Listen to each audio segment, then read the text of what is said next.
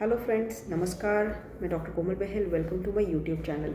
दोस्तों, बहुत ही ज़्यादा सर्दी है एंड इतनी सर्दी में चाय कॉफ़ी ले सकते हैं आप या फिर ग्रीन टी ले सकते हैं। दोस्तों, इस एपिसोड में मैं आपको याद करवाऊंगी, फास्ट लर्निंग हम करेंगे सभी डिजीज़ के चिकित्सा सूत्र की, ठीक है, फ्रॉम अष्टांग हृदय।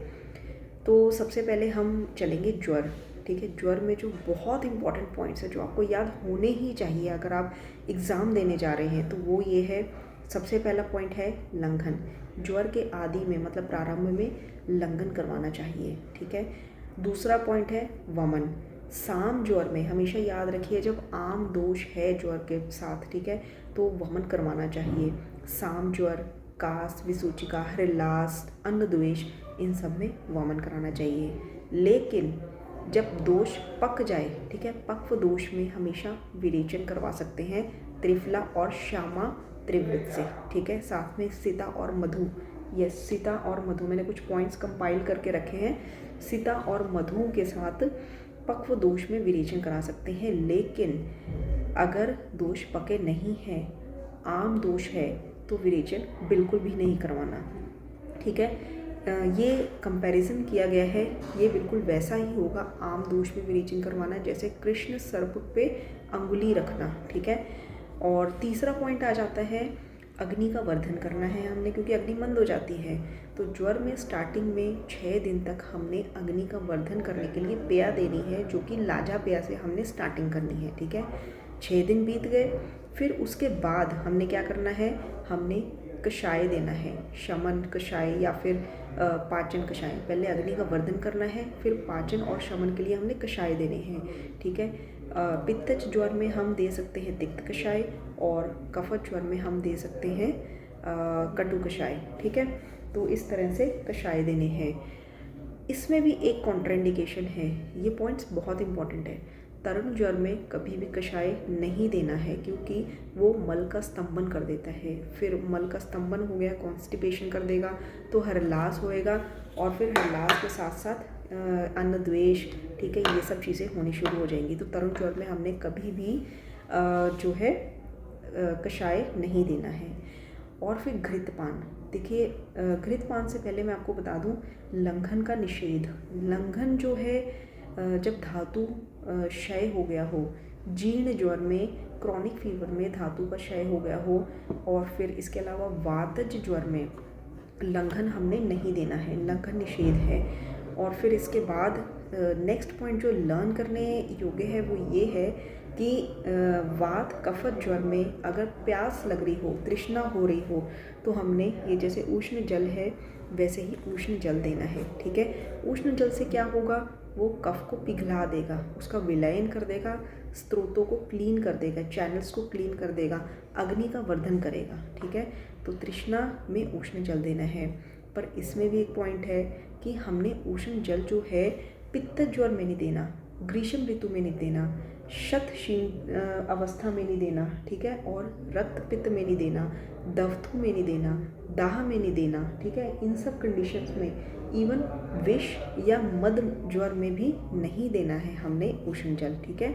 और नेक्स्ट पॉइंट आ जाता है घृतपान का। देखिए, घृतपान जो है हमने कब देना है, जब हमने पाचन कर लिया, अग्नि का वर्धन कर लिया, तो ऐसे ही पथ्य सेवन करवा दिया हमने, अच्छी डाइट दे दी रोगी को और कषाय पान करवा दिया, तो 10वें दिन हमने घृतपान देना है। कंडीशन क्या होनी चाहिए कि कफ मंद होता है और वात पित्त विकार अधिक बढ़ा हुआ होता है, ठीक है। तो ऐसे में हमने घृतपान देना है। जीर्ण ज्वर में जब धातुएं क्षय हो गई हों, तो धातुओं की वृद्धि के लिए हमने घृतपान देना है। और उसी तरह से जब कफ मंद है, वात पित्त विकार जो है बड़ा है, तो ऐसे केस में हमने क्षीर भी देना है, मतलब दूध देना है। तो जीर्ण ज्वर में दूध भी देना चाहिए, घृत भी देना चाहिए धातुओं के पोषण के लिए। एंड नेक्स्ट बहुत इंपॉर्टेंट पॉइंट ये है कि जब सन्निपातक ज्वर होता है, ठीक है, सन्निपातक ज्वर में जब तीनों दोष बड़े हों, तो हमें कफ स्थान अनुपूर्वी चिकित्सा करनी चाहिए। वेरी इंपॉर्टेंट पॉइंट, जैसा बोला है वैसे ही लर्न कर लीजिए। एंड नेक्स्ट इसकी जो रक्त मोक्षण है, जब ज्वर जो है शीत, उष्ण, रुक्ष, शीत, रुक्ष, स्निग्ध, मतलब सारे उपायों से ज्वर ठीक ना हो रहा हो, दोष शाखाओं में चले गए हों, तो शाखा अनुसारी ज्वर में रक्त मोक्षण करवाना चाहिए। ठीक है, नेक्स्ट आ जाइए रक्तपित्त पे। देखिए रक्तपित्त की चिकित्सा में सबसे पहला पॉइंट आपने जो याद रखना है दैट इज़ प्रतिमार्ग हरणम चिकित्सा। ठीक है, अब ब्लीडिंग कहीं से भी हो सकती है, ऊर्ध्व मार्ग से भी हो सकती है, जैसे नोज़ से हो सकती है, माउथ से हो सकती है, ईयर से हो सकती है। ठीक है, और अधो मार्ग से भी ब्लीडिंग हो सकती है, जैसे कि रेक्टल एरिया से। ठीक है, तो या फिर यूरिनल ट्रैक से हो सकती है। ठीक है, तो ऊर्ध्व रक्तपित्त जो होता है वो एक दोषज होता है। ठीक है, और एक दोषज ऊर्ध्व हो और नव हो, मतलब नया हो, दैट रक्तपित्त इज साध्य।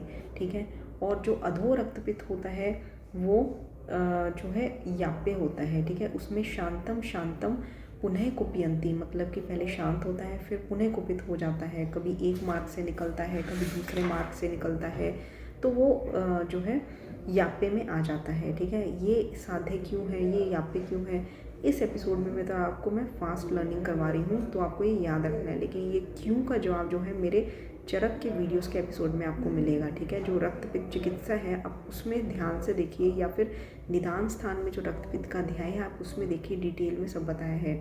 तो ऊर्ध्व है रक्तपित्त, अधेय है और तिर्यक है। ऊर्ध्व जो होता है वो साध्य होता है, अधेय जो होता है वो असाध्य होता है, अधेय जो होता है वो याप्य होता है, एंड जो तिर्यक होता है वो असाध्य होता है। क्योंकि तिर्यक जो होता है वो दो पथ, मतलब द्विपथ होता है, वो उसमें रक्त की अति प्रवृत्ति होती है, ब्लीडिंग बहुत ज़्यादा हो जाती है, मंद अग्नि हो जाती है, और मतलब कई मार्गों से वो निकलता है। ठीक है, ये याद रखना है। जो ऊर्ध्व रक्तपित्त है तो प्रति मार्ग हरणम चिकित्सा, ऑपोजिट मार्ग से चिकित्सा करनी है। तो ऊर्ध्व में हमने विरेचन करवाना है। ठीक है, विरेचन हमने किससे करवाना है, तिक्त और कषाय का प्रयोग करवा के। ठीक है, और तिक्त और कषाय रस का प्रयोग करवा के। लेकिन अधो में हमने वमन करवाना है।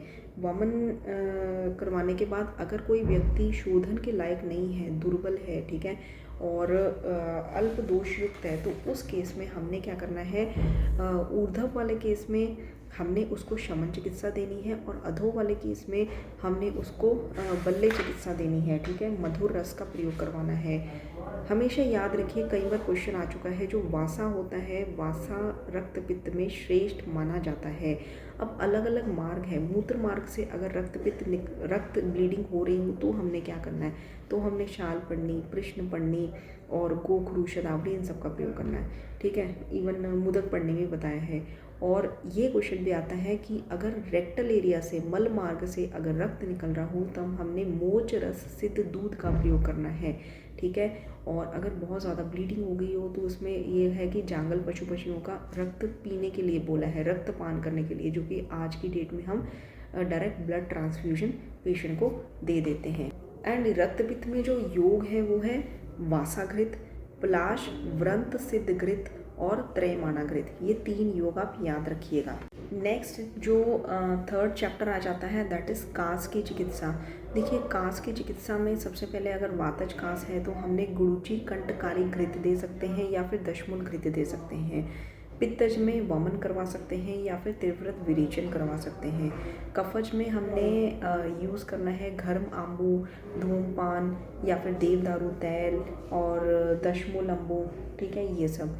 एंड औषध योग में क्या है, औषध योग में हम अगस्त्य हरित की, वशिष्ठ हरित की लेह, नागबला कल्प, और इसके अलावा कंठकारी घृत और एलादी गुटिका, अमृत प्राश घृत, इन सब का प्रयोग कर सकते हैं। जैसे मैं बोल रही हूँ, मैंने 1-2 बार पढ़ा है तो मुझे याद हो गया है, आप भी 1-2 बार सुनेंगे तो आपको याद हो जाए।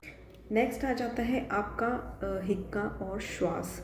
देखिए, हिक्का श्वास का जो चिकित्सा सूत्र है वो है, सबसे पहले स्वेदन करवाना है, फिर उसके बाद वमन करवाना है, वमन के बाद धूमपान करवाना है, धूमपान के बाद शीत अम्बु सेक, और इसके अलावा त्रास, भय, शोक, हर्ष, कीट दंश, ये सब चीज़ें लिखी हुई हैं चिकित्सा सूत्र में। ठीक है, और अगर अतिसार से, शतशील से, रक्तपित्त से, और इसके अलावा रक्तपित्त से, दाह रोग से अगर आप किसी भी पेशेंट को हिक्का और श्वास रोग हो जाता है तो उसको मधुर स्निग्ध और शीत वीर्य वाले द्रव्यों का प्रयोग करवाना है, ठीक है। और इसके अलावा गुड़ नागर योग है, धन्वंतर घृत है एंड वृष घृत है, इन सब का प्रयोग करवा सकते हैं। ये जो है हिक्का और श्वास के औषधियाँ वो योग बताए हुए हैं, औषधीय योग, ठीक है। गुड़ नागर एंड धन्वंतर घृत एंड वृष घृत। नेक्स्ट इसकी जो हितकर आहार है वो है षष्टिकशाली, गोधूम, यव, मुद्ग, ठीक है। और इसके अलावा कुल्थी, ये सारे जो है इसमें हिक्का श्वास में प्रयोग किए जाते हैं। इसके बाद मैं आपको बताऊंगी कि राज्यक्षमा चिकित्सा में राज्यक्षमा की चिकित्सा, स्वरभेद की चिकित्सा एंड अरोचक की चिकित्सा। देखिए राज्यक्षमा की चिकित्सा में कुछ इंपॉर्टेंट पॉइंट्स हैं, सारा कुछ लर्न नहीं करना होता, कुछ इंपॉर्टेंट पॉइंट्स होते हैं जो एग्जाम के लिए ज़रूरी होते हैं, मैं आपको बता देती हूँ। देखिए जब रोगी के दोष जो है बहुदोष हो, बहुत ज़्यादा मात्रा में दोष हो और रोगी बलवान हो तो उसका शोधन करना चाहिए। और जब उसके कोष्ठ की शुद्धि हो गई हो तो उसको भृंगण और दीपन चिकित्सा देनी चाहिए। और इसमें अजा मांस रस, वैसे तो इसमें रोगी जो है काफ़ी ज़्यादा धातुएं क्षीण हो गई होती हैं तो मांस, अलग अलग पशु पक्षियों के मांस का वर्णन किया कि मांस का सेवन करना चाहिए, इतना याद रखिए। और अजा मांस रस का सेवन करना चाहिए क्योंकि ये 6 प्रकार के पीनस रोगों को ठीक करता है, ठीक है। एंड नेक्स्ट इसमें जो योग होते हैं, योग से पहले मैं आपको एक चीज़ और बता दूं कि स्रोत के शोधन के लिए पुरातन मद का प्रयोग करना बताया है। एंड नेक्स्ट इसके जो योग होते हैं वो कौन से हैं, मेनली घृत बताए गए हैं, ठीक है। पंचमूल सिद्ध घृत, षटफल घृत, अश्वगंधा घृत एंड एला आदि सर्पी गुड़ एंड मांस सर्पी, ये 5 याद रखेंगे। और इसके बाद स्वरभेद, स्वरभेद में वातज स्वरभेद में, पित्तज में, कफज में हमने सब में घृत यूज़ करना है, कफज में हमने तेल यूज़ करना, बाकी सब में हमने अलग अलग औषधियों से सिद्ध घृतों का प्रयोग करना है। अब देखिए कैसे, वातज में हमने कासमर्द है, भृंगराज है, वार्ताक है, ये औषधियाँ होती हैं, ठीक है, इनसे सिद्ध घृत का प्रयोग करना है। पित्तज में शीरी, वृक्ष, अंकुर, क्वाथ से सिद्ध घृत का प्रयोग करना है।